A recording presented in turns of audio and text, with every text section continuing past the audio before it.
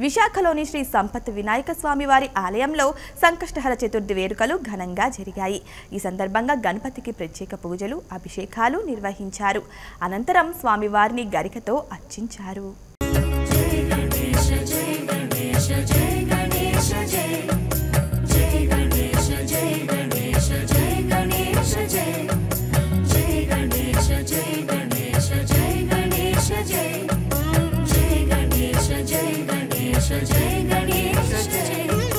मूषिक वाहन गणेश मोदक हस्ता गणेश मूलाधार निवासा महिमल देवा एकदंता सुरेश सर्वविघ्न विनाशा हेरंबाया हितेशा हितमुल नीवा।